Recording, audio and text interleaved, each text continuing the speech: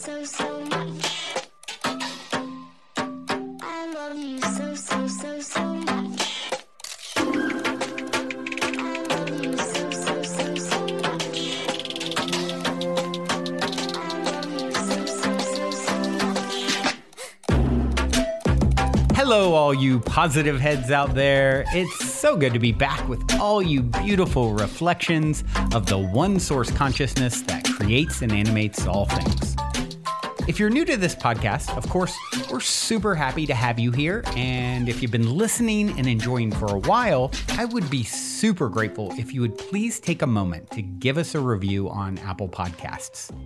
It's one of the best and simplest ways to pay it forward and help others find the show so that they too can tap into the powerful perspectives and positive vibrations we are collectively emanating.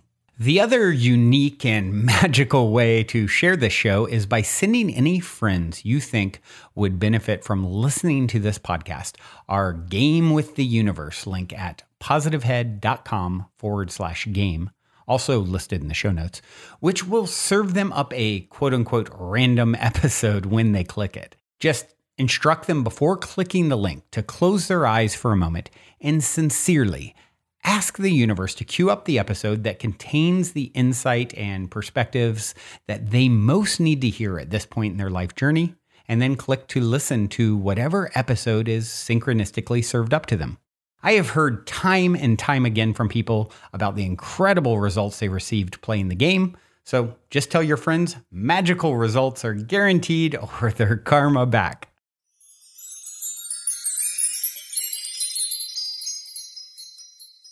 All right, all you positive heads. On this week's Soul Share episode, I'm very excited to have Suzanne Giesemann here with me on the show. Suzanne is a medium and teacher of personal transformation who has authored 13 books and has been recognized on the Watkins' list of the 100 most spiritually influential living people. That's quite the list you made there. Welcome to the show, Suzanne. Oh, thanks, Brandon. They're all just words, right? Yeah, right. That is the humble way to look at it. So I appreciate that. I would like to go ahead and kick this off. Very excited to dive in with you. And I'd like to kick this off with my cliche opening question. Oh, good. And it is this. You're in an elevator. The woman next to you looks over, says, "What's your passion?" You have 10 floors to answer. What do you say?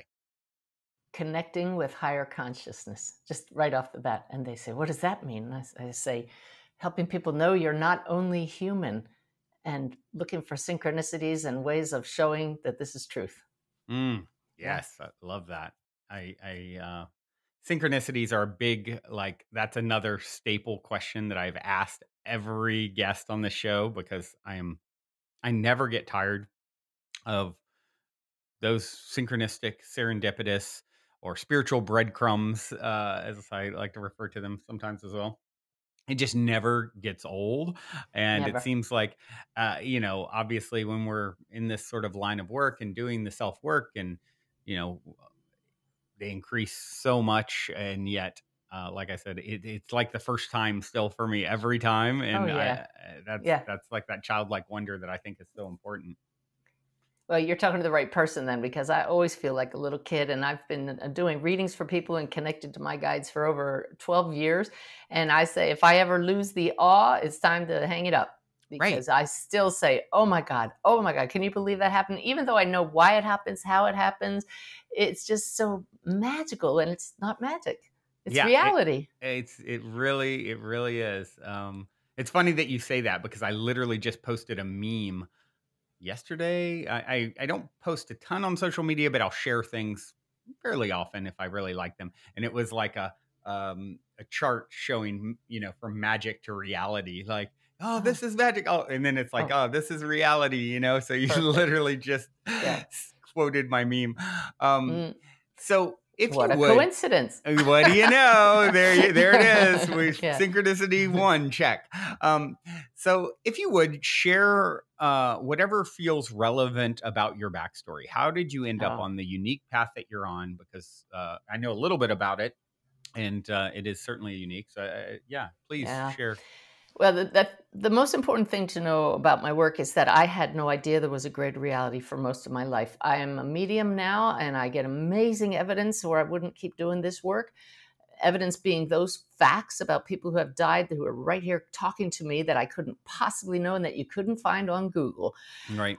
But I never saw a spirit up until my mid 40s. I never knew I had this ability. So I love teaching mediumship now and showing people that we all have this ability and you can open it up. But my background couldn't be anything farther from what I'm currently doing. I joined the Navy. I was commissioned an officer right out of college, and I spent 20 years as a Navy officer. I retired with the rank of commander, but along the way, I was a commanding officer, not of a ship. I served ashore because I came in when women weren't allowed on most ships, but a commanding officer Wow. of a shore unit. I was a special assistant to the head of the Navy, the chief of naval operations. But the most Wow. thrilling job was my last assignment. The head of the entire United States military, the chairman of the Joint Chiefs of Staff, asked me to be his aide. Wow. So I was the right-hand person for the head honcho of the U.S. military, and we flew all over the world. We met with kings and queens. I flew on Air Force One with the president, Wow. met Wow. 6 standing presidents, been in top secret hearings on Capitol Hill, and I was in the last aircraft in U.S. airspace on 9/11. All of that before this complete turnabout in my career, with no idea it was coming, none whatsoever. Wow. And now I'm so much more right-brained than my former left-brain self. Right. But unfortunately, all of that came about as I look at her picture here on my desk because of the death of my stepdaughter, who was a sergeant in the Marines, who was crossing the flight line at work in 2006. She was just reporting for duty that day, and out of the blue, not even a storm, it was about 10 miles away, the storm, a bolt of lightning came down and struck her. What? And they worked on her for 7 hours and couldn't save her. And unfortunately, she was also 6 months pregnant with our only grandchild. Yeah. Oh So I asked a lot of deep questions after 9/11 while I stared at my office building that had been struck. And we actually flew over Manhattan. So I witnessed 9/11 up close and personal. I asked a lot of deep questions at that point. Why are some people taken early? And all those questions. And is there really a life after death? But I didn't get satisfactory answers at that time.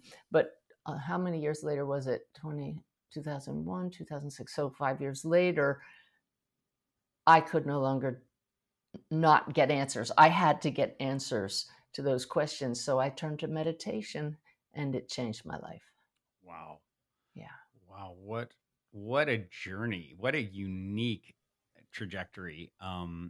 Yeah, as I mentioned to you, right when before we started recording, my life has been very impacted by the U.S. Navy as well. It's like I grew up in Virginia, Chesapeake, Virginia, which is right next to Norfolk, which is Stationed there. the biggest naval base in the world. It was. I'm Yeah. assuming it still is. And I don't know. yeah, Yeah. at the time, at least I heard that when I was growing up, and my grandfather was career Navy, and as I mentioned, to you and on the show before, he was at Pearl Harbor when it got bombed and swam to state. He was on the Utah, I believe, and We'll have to still try to there connect sunk. with him. We could connect with him in the future sometime. Not on the show right now, but that would be cool. That would be really cool. Yeah. Yeah. Because that's obviously my father was also in the Navy for just a few years, and my other grandfather as well. But he was career Navy. He went in at 17, and his whole career was there. But yeah, wow.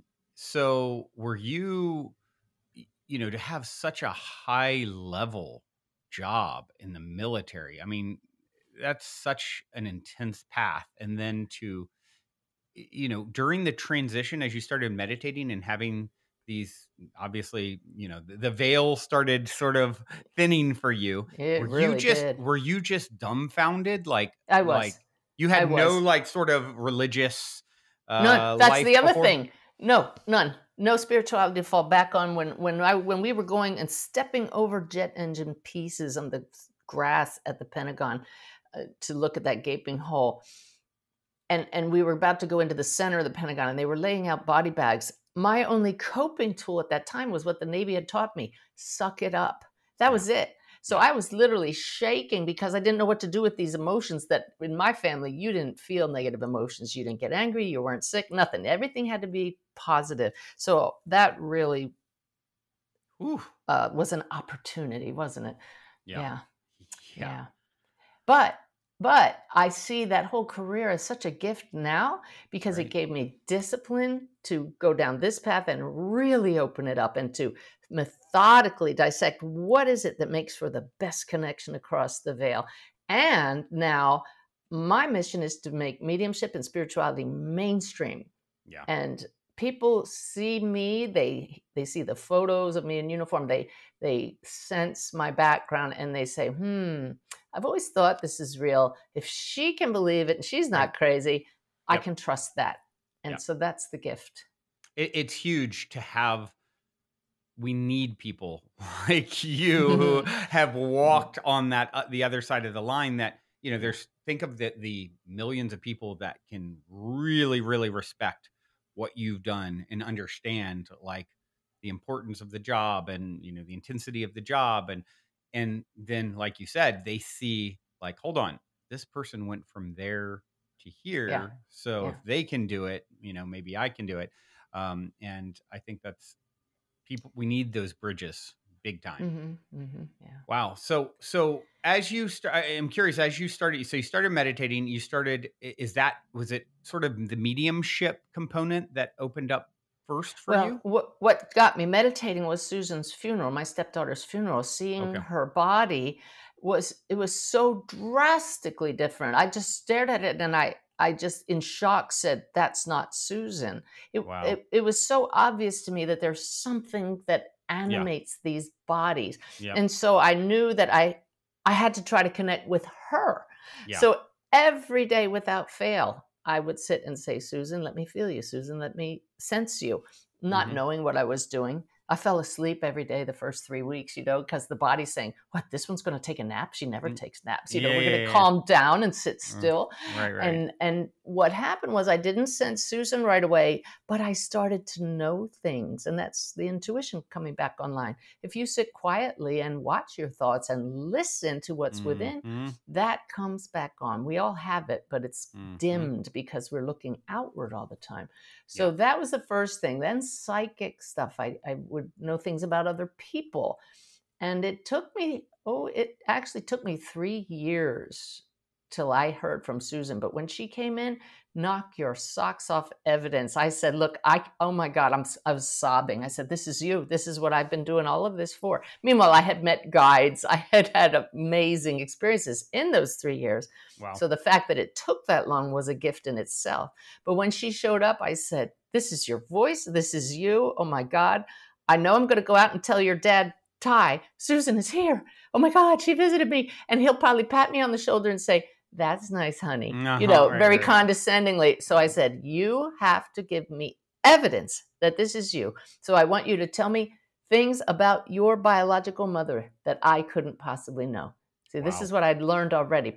Ask for evidence, put them to the test. They don't Yep. mind. They want us to know they're here.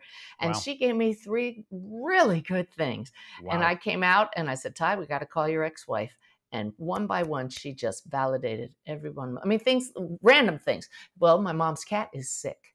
Mm. And so her mother had just come home from the vet with the cat with medication. I mean, not Wow. just a hairball, the Yeah. cat Yeah. was Yeah. sick. Yeah. So that was just one of those knock your socks off moments. And then I just had to say, well, if I could get that, how much farther can I go with this? Yeah, right, right, Yeah. right. Wow, wow. And she was a Susan as well. You're I'm Suzanne. Suzanne. She's Susan. My Yeah. mom is Susan as well. Hmm. Very cool. Wow. Did, I've never heard of this. Um, I mean, to get struck by lightning and there's no storm around, like, Well, read my book, Wolf's Message. I was giving a talk. I give talks, presentations, workshops all over the country. And this couple in the front seat, the front row, came up to me afterwards with this look of shock on their face. They said, you talked about your stepdaughter. Our son was struck by lightning, one bolt, no storm. and his nickname was Wolf, but he knew he was going to be killed by lightning. I said, what? And that Wow. story is so profound. It is the absolute proof that we are souls, and sometimes what the soul knows breaks through to our conscious awareness. This guy, Wolf, stood up from coffee with his friends and said, I have to go now. And he walked straight to this place where he was struck. And his parents later found a poem he wrote the day before that said, it is time for the light of nature to free my soul. Whoa. That's a little spoiler I just gave, but there's so much more to that story. And he came back through me in a reading that was profound with a message for all of us, which is why it had to be a book. Wow. Yeah. Can we hear any of that message, or is it get the book to hear the message? Yeah, well, there you go. What a perfect lead in, because all of my teaching now is based on Wolf's message, and I've narrowed it down. Yeah, all of it, because I narrowed it down. I said, well, what is your main message? And it comes down to 3 basic principles, which I just put together now in what I call the awakened way. My teaching is all about the awakened way of living, a consciously connected, divinely guided life. And the 3 things that Wolf came back, in general, we're out of balance as a species. We're too much in our head. We need to get into our heart. That's the main message. But the 3 principles of his teaching are to understand, number 1, you're not only human. And his death and the way he died and the message he left before that, there's so much more to that it's stunning, shows we're not only human. So if we're not only human, what are we, right? Yeah, souls, and as expressions of one source. The second principle from his message, you're part of one big web connecting all that is. And that's why we see synchronicities. It's the web showing itself to us, not just a web of connection here in the physical, but with every reality that exists beyond the physical. And the third principle is that the creative and healing force, with a capital F, of the universe is love, but not the human conditional kind. Love meaning lack of separation. Like when you're in love with someone, you don't see the differences. It's just total connection. That kind of love underlies everything. And it's right within all of us. When we can find that and tap into that, that's when the real magic happens, right? You know this. Yeah, well, yeah. I mean, it's more synchronicity, honestly. It's like I'm having, so me and my partner run a co-living space. We call the Mystic Manor in here in Venice and Los Angeles area. And it's quite the transformational hub. You know, you get a lot of people coming through, and it's, you know, everyone's here for their growth, and probably me most of all as the person who sort of orchestrated it. And it's all lessons. Yeah. And there's been, you know, I've noticed this pattern when certain people who've been a little more challenging than others, their last month, they sort of like all the stuff comes out, whatever's been pent up or what.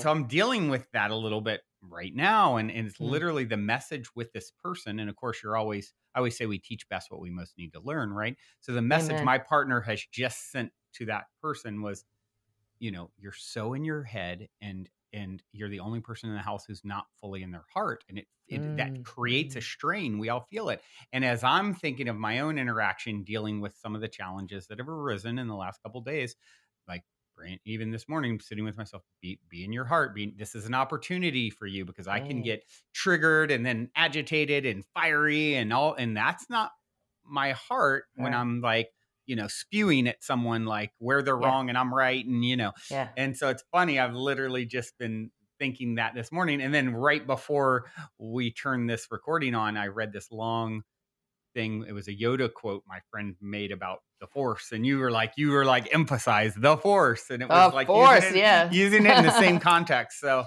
it's, like you said, as my friend, another friend would say, who has my birthday, and I have a ton of synchronicity around my birthday. It's my dad's birthday. Great grandmother died on that day, and on. Ex-girlfriend's partner committed suicide on that day. And his name is the same name as the town where all my relatives are from in North Carolina with that birthday, Anson, which is random.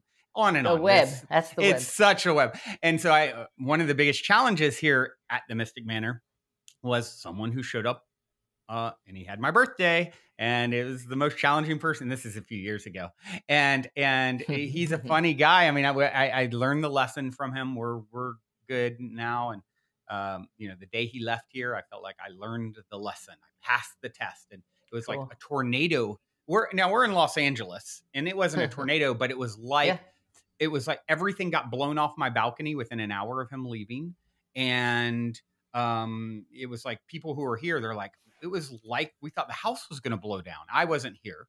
And but I did look on the camera and could see like what, I'm an hour down the road and it's sunny, and so I think of that. And he had a funny way of saying it whenever I'd point out synchronicity, because him and I, anytime we still connect, there'll be something, and he's like, oh, I'm glad to see quantum physics still works, and it's just like Yeah. it's a trip. It is such a trip. Whew. But well, so where to take it from here? I know, a big part of your path is really, and I think it's an important one. I love that you're bridging sort of the high level default world with the spirit world. And I think another piece of that is, well, to reference what I was just saying, quantum physics, like merging the scientific understanding, the latest scientific understanding about consciousness with these ancient, more esoteric spiritual concepts and wisdom. How do you approach doing that? Well, I call it 21st century spirituality, meaning they gave the Nobel Prize in physics to these three scientists who, back in the last century, showed that quantum physics is real. Right. So we have now proven that this reality is not the only one.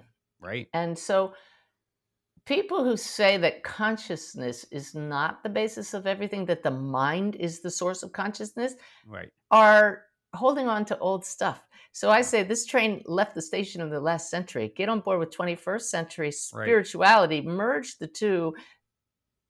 Don't be afraid that somebody's going to pull your funding and so you deny reality. Right. And let's just help each other grow by bringing the science into it. I'm not a scientist. I was a liberal arts major.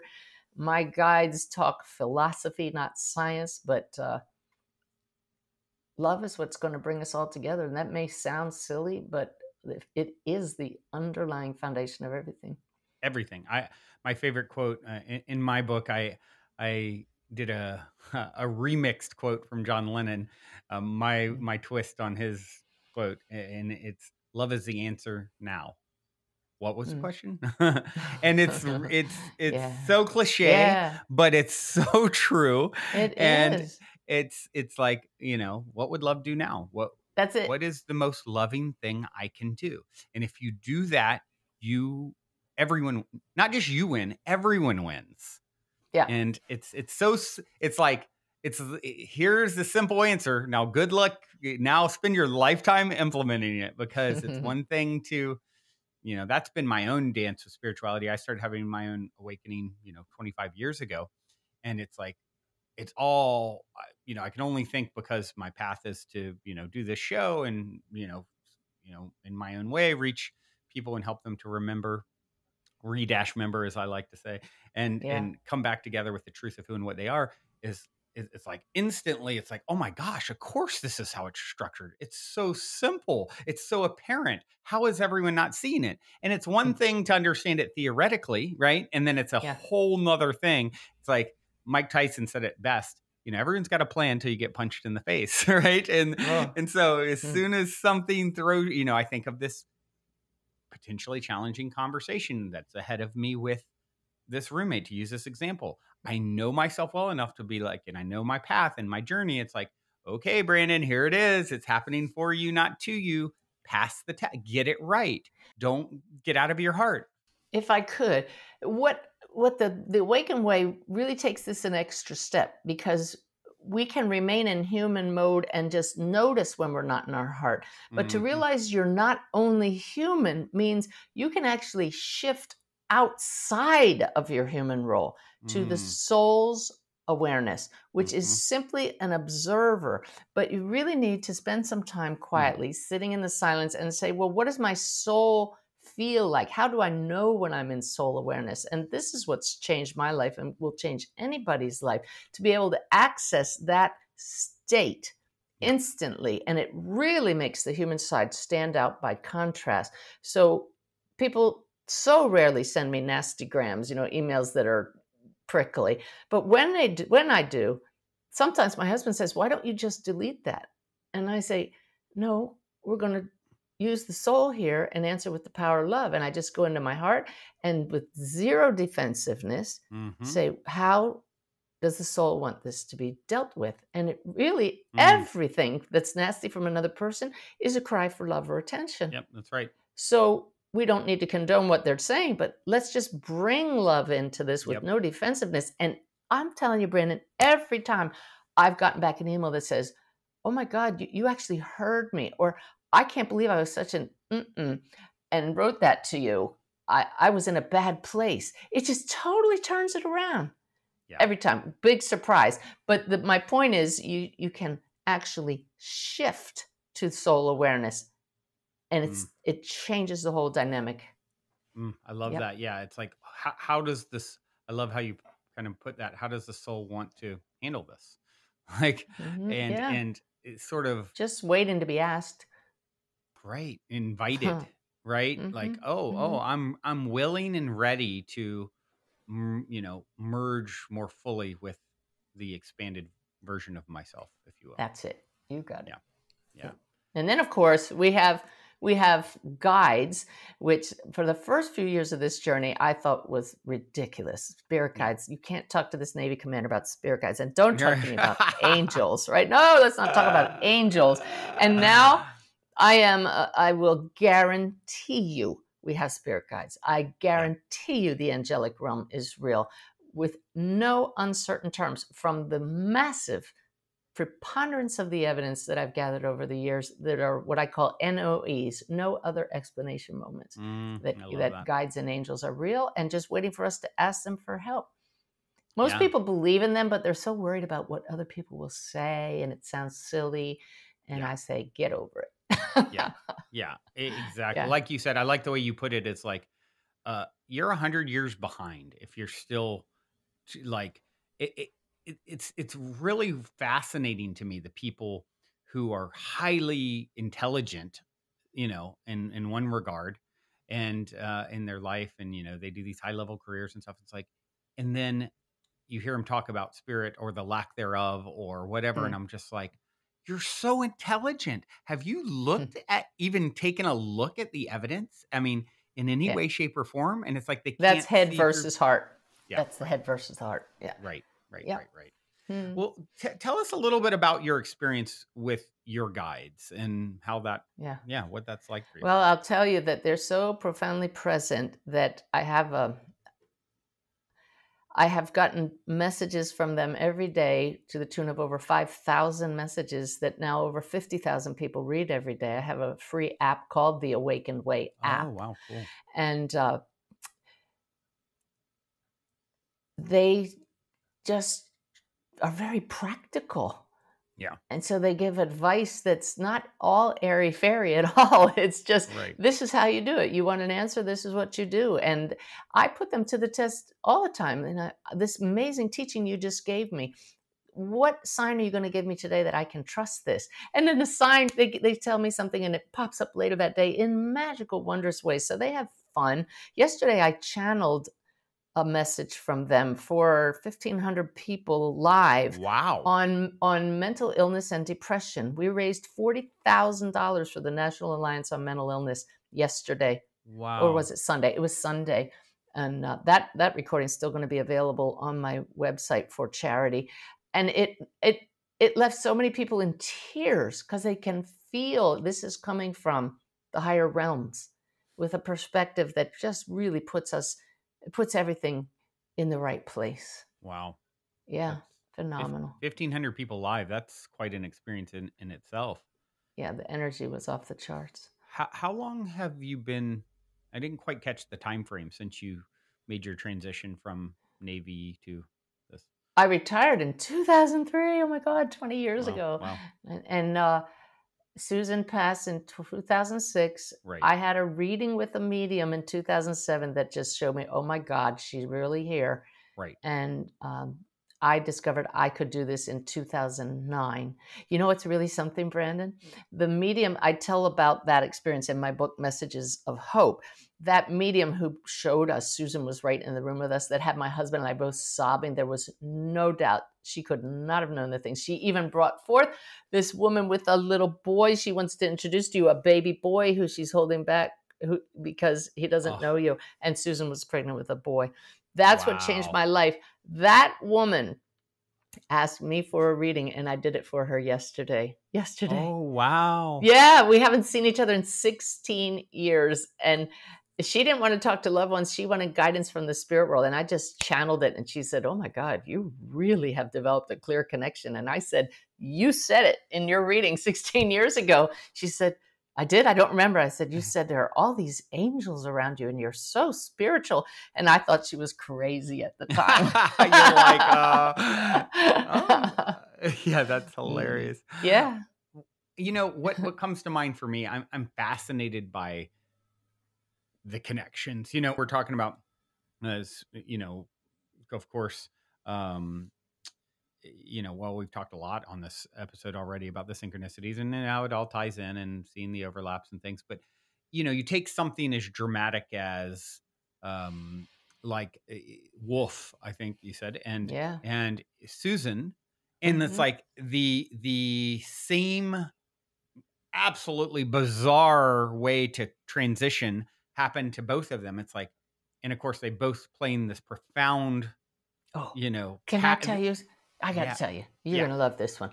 So not only can we connect with loved ones who have passed and angels and guides, I'm in meditation one day and this powerful being steps in and I teach people, engage them. So I said, who is this? And he said, Odin. And he proceeds to give me all this information. And I'm thinking, I mean, evidence. I asked him for evidence. He tells me he had a flying horse and all these things. I got a piercing pain in my side. I went, ow. I go on Google afterwards and find out Odin was a mythological god who was pierced in the side, right where I got the pain, by a spear in the mythology and had a flying horse. But I heard this in meditation. I have a whole video about she spoke to a Norse god that tells the whole story. Wow. But I went back into meditation. I know if you talk to somebody once, you can get them back. So I said, Odin, please come again. I have some questions for you. Yeah. And I said, you'll love this. I said, are you real? And he said, as real as you are, but not human. Wow. And I said, but you're a myth. And he replied, you are a myth. Wow. We're all souls playing roles, stories, right? It's all consciousness. And we just happen to call ourselves human beings, but they're stories that serve a purpose. And that very Odin came back to me 3 months later when I wasn't expecting him. And he said, who was your stepdaughter Susan's dog? And I was thrown off and I said, Thor. And he said, and who was my son? Odin's son. Yeah. And then I found out later Susan's other dog was named Loki, Odin's adopted son, and her other dog was named Athena. Athena's the Greek goddess of thunder and lightning. Thor, the god of thunder and lightning. Loki, Odin's son. You can't make this stuff up. Wow. You know, it's the web because we're all source playing stories. Yeah. Right. I always say, you know, why does any of this exist? Because God, source, likes a good story. Exactly. And people say, but why would we have hurricanes and tornadoes and all this? And it's just the nature of creation and opposites that are all part of the story. And any artist or composer or writer knows you just have this urge to, like you said, spew your creativity. Right. It just has to come out. And ultimately the artist is not harmed. Yeah. Right. Yeah. That's the key thing. It's really intense, I would say, who and what we are and the things that we subject ourselves to and go through as souls in this infinite journey. And I think the the silver lining is like behind it all, we're untouchable and no one is harmed and everyone is expanded by both the Yeah. challenge and hardship as well as the appreciation of love, because Yeah. without its opposite, you can't, it doesn't, it's, Yeah. I had Neil Donald Walsh on the show a couple months ago, and I was asking him what's some of the most profound things in your writing of conversations with God, his dialogue with source, and these best-selling books I'm sure you're familiar with. I had him on my show too. Yeah, he's very Oh, dry, very dry. yeah, Funny guy. he's an interesting guy. Yeah, yeah, definitely dry. And he said, well, one of the things that jumped out as the most profound to me was, in the absence of that which you are not, that which you are is not. Oh And no, yeah, that and puts me in my head. yeah, Brandon. well, yeah.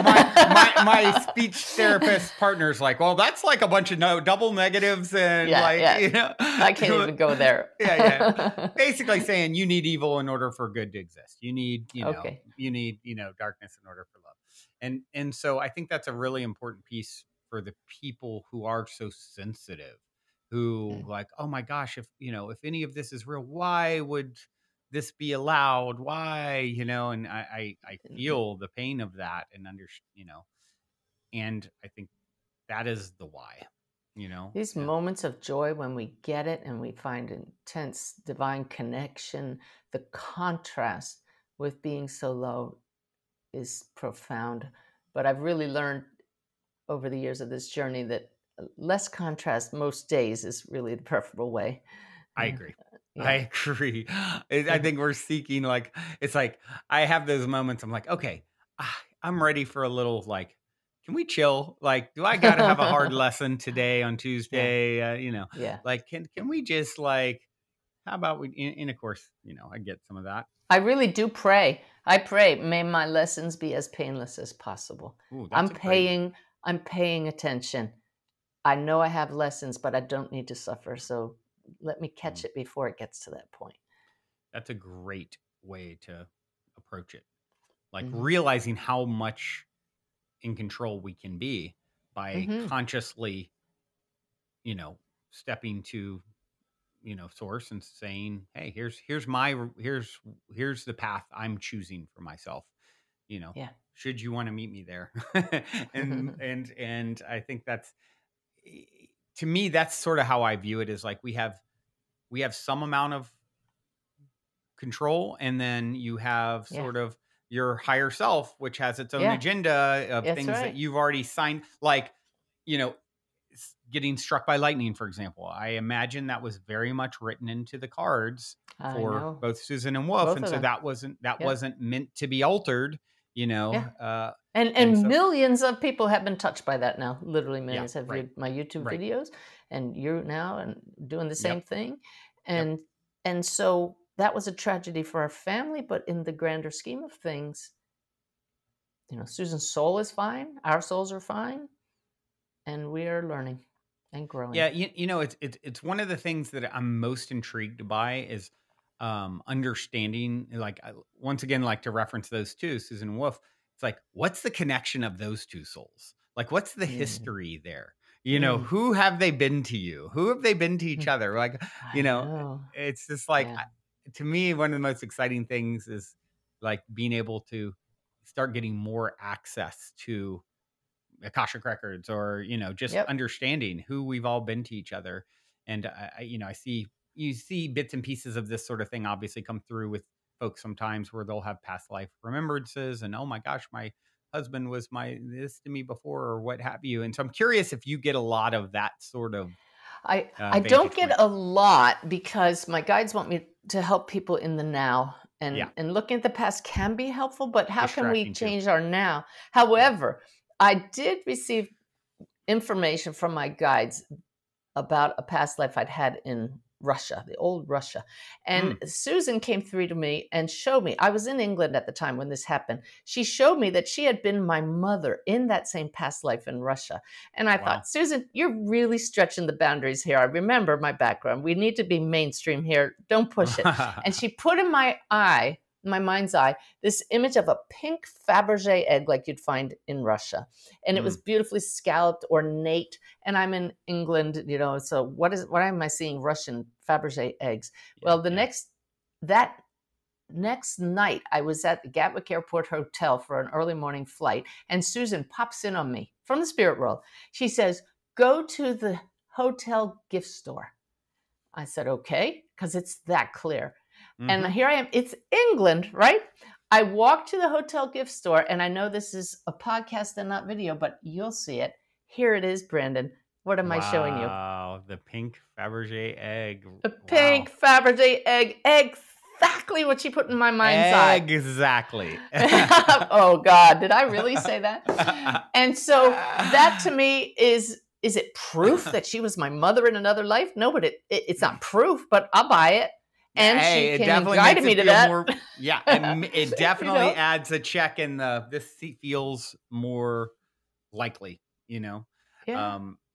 And it's fun and it keeps me going and it leads to beautiful healing and growth. So why not play? You know what I love about that too? If you think about it, it's like a thing for example, in video games, they call them Easter eggs. They leave these like go find the secret thing that we built in. I didn't know that. Wouldn't. Yeah. So calling them eggs is like, already a thing to lead to, find the breadcrumbs sort of thing. So perfect. Yeah. I'm really good at connecting the dots. That's what happened in Wolf's message. When I did a reading for his parents, Wolf brought through so much evidence, off the wall things. Like he didn't just play baseball as a little kid. He wore robes like a druid and had amulets and really bizarre stuff that was all validated, but actually not all validated. 74% was validated by an afterlife researcher. So what about the other? Why was that wrong? So Wolf led me on this search to connect the dots and find out it wasn't wrong. His parents just didn't know about it, and it led to Wolf's message. So it's like this spiritual detective story, connecting the dots to ultimately reveal this message for all of us. It's really fun how we work with spirit. Yeah. And the more you step into that role, the more, it's sort of like graduating, if you will. Like you start off in kindergarten in your connection with spirit, and then first grade, and then second grade, and and it gets more high level. My guides told me last month that we as a species are in puberty. And I said, what year? And they said, we're 12 years old as a human body. And that explains the chaos, the tumult, the frustration, the arguing. But there are some people who are a little older souls and all. But as a human, as far as awakening, collective. And I said, if that's true, I want to see 12s all day. Oh my God, they were just like everywhere. Wow. 12s. Wow. Yeah. That's an interesting.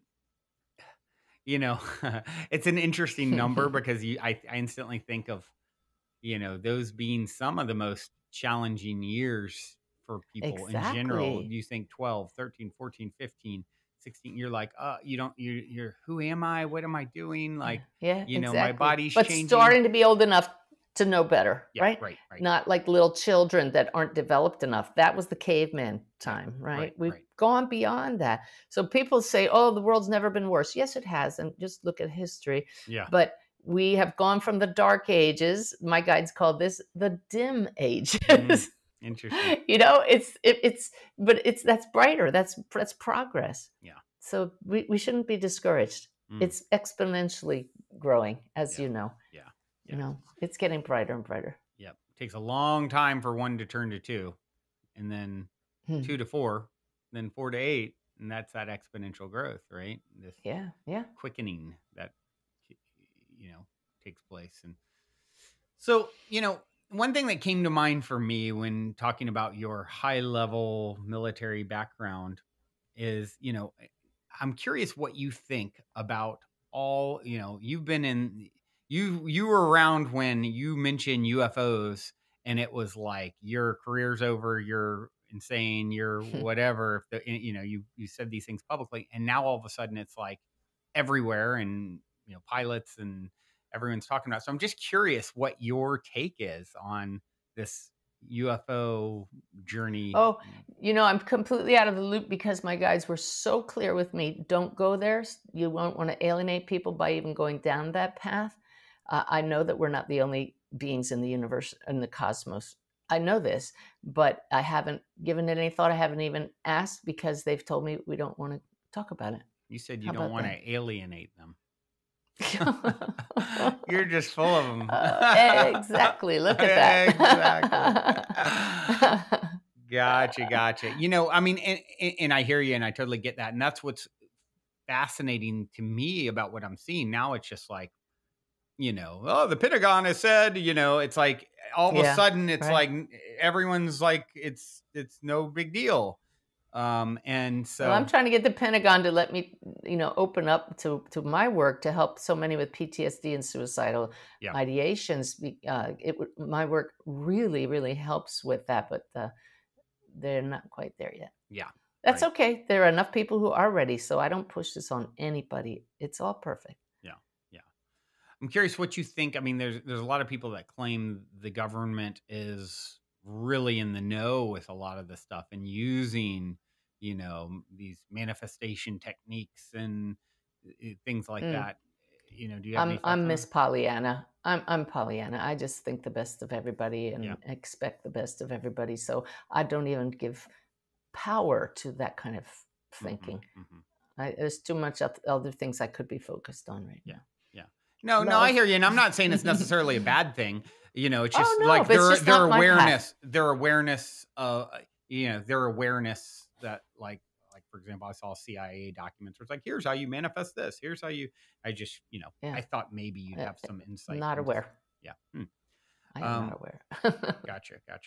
Okay. Well, I know you shared some of a few fun stories, and I'm curious if you have anything though that kind of jumps out as, a really impactful story of Oh, synchronicity, serendipity, positive paranormal yes. story. Cool. Well, perfect. Since we already talked a little bit about Wolf and Wolf's message, his story was so profound that I turned it into a presentation that I was calling Heart Gifts. In fact, there's a video of that presentation is on my YouTube channel, Heart Gifts.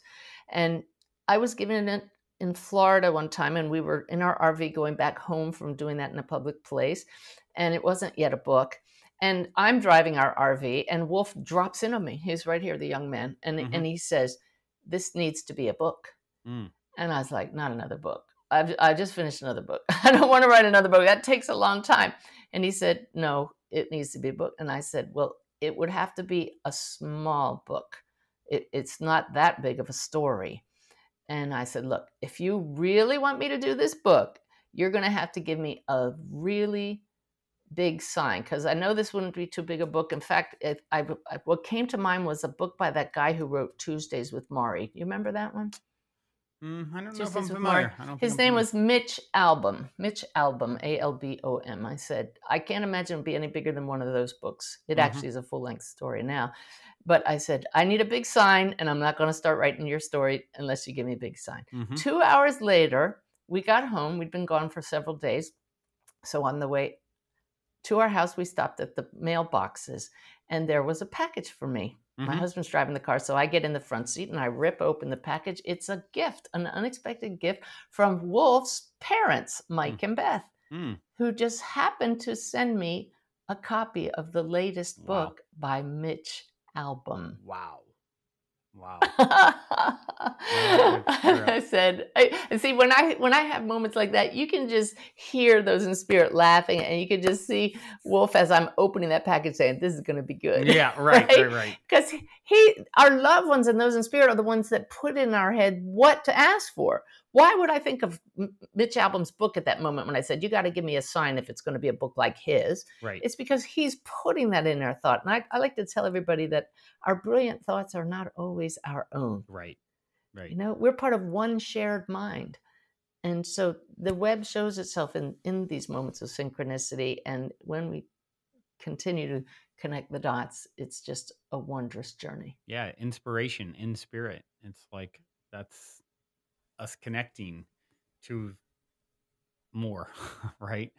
Mm-hmm. Wow, what a Fun. That was a good one. I like that a lot. Do you have any for, you know, a lot of the listeners, some of which, a lot of which are, I'm sure, having these sorts of experiences themselves, and some are sort of newer on their journey, and you know, shifting into this way of Yeah. thinking and approaching their lives is maybe overwhelming, and so I'm curious, any sort of tips or insights or Yes. Yes. advice that Yeah. comes up for you to share with the audience. Absolutely, because I wholeheartedly believe in teaching a person to fish rather than giving a fish. I do maybe one reading a day. The rest of the time, I'm teaching classes and doing Yeah. webinars and writing. And so on my YouTube channel, there's one practice that's super helpful. It's called the Sip of the Divine. Mm. It's a 3-minute practice that will just change people's lives if they do it every day for 3 weeks. And that one's called No More Meditation Excuses. That's the video. Wow. And I have another video of 7 steps to connecting with higher consciousness right on my homepage at SuzanneGiesemann.com. If you scroll down, you'll come to a book called Where Do I Begin? Because I have so many resources, classes, and lots of free material to help Mm. people make their own connection. Excellent. Excellent. Yeah. In Um, fact, the Awaken Way cruise, if I could tell you about that, is yeah, the very please. first opportunity that's coming up for me that somebody, Life Journeys, does these cruises and transformational cruises, and they invited me to lead one. So I said, well, it's got to be the Awaken Way cruise. We're going to Alaska in August out of Wow. Seattle to Alaska, August 12th to 19th. And we're going to send out an email tomorrow that the cabins will sell out. Mm. They're kind of blown away by the response at Life Journeys. Wow. Yeah, and I'm going to be channeling my guides. I'll be teaching techniques for connecting yourself with your loved ones and just sharing the wisdom about who we are. 14 hours of that on this cruise with the glaciers and Wow. the Yeah. fun. So I yeah, that yeah. really cool. I was talking to my uncle recently, who's very traveled, and he's saying um that was pretty much one of his favorite trips Hmm. he's taken is an Alaskan cruise. So um Well, it's funny. Captain Ty will not be driving the ship, and I had to retire to go to sea. that's funny. That's hilarious. Wow. So Yeah. where do people find, if they're interested in um, going on the cruise? And of course, might as well just share how to connect with you, beyond the cruise as well would be. SuzanneGiesemann.com, right down under the banner are the featured events, and the cruises right there. There's a Mhm. link for that. Got it. And then a pop up will come up with that free ebook about where do I begin. Got it. Got it. Yeah. Is there anything, as we sort of wind down here, is there anything that comes to mind when I ask you, if you could share one thing to Mm. help the listeners? Yeah, I Um, would. yeah. And it Well, changes a lot, but it comes back to this. Every message not everyone, nearly every message of these 5,000 I get from my guides every day ends with the main message. You are so very loved. mm, And we forget that. We don't realize that. We do stupid things looking for it outside of ourselves. yeah. They had me sobbing, the guides here in my meditation not too long ago, when by grace you get to feel how loved we really are, that we really matter. That changes everything. Mm, yeah. Yeah. And we've been taught by humans otherwise, but really you are, everybody, every one of you listening are absolutely adored by those in spirit. Wow. And they want nothing more than for you to discover that and share you with Mm, the world. mm. Yeah, I love that. I think it's such a profound. It's very similar to the message that I will, leave people with, is like, there's never been anyone more worthy than you in all Mm, of eternity, and all the humans that have taken physical form, you are as worthy as any other person ever has been, could be, or will be. And when that really sinks in, it's like you said, it's a game changer. yeah. And so, and in this world, the of course irony of that truth is we've been taught to stack rank. based off of, oh, how many followers does he have? How many, Oh, how what's her job? What's, what's it in, and yeah, yeah. we live in this system and society that has instilled that as our worth and value. And Mm, it's like so many things with this journey of remembering and self-awareness and self-discovery. It's like, that's actually completely false. And actually there as almost like a um decoy. Like, yeah, are you going to see past the decoy, or is the decoy going to get you? And I think yeah, that's the opportunity that the what, quote unquote perfectly imperfect, broken but not broken system that we live in yeah. is offering as an opportunity. Yeah, when that one medium brought our Susan back to us, I said, if in writing my first book about mediumship, if I can help one other person find the peace that brought us, Yep. I will have done my job. Yep. And the rest is icing. Yep. Yep. Yeah. Fully agree. Fully agree. Hmm. Well, this has been amazing. Thank you so much for Yay. taking the time, Suzanne, to come on and share your insights and wisdom and inspiration.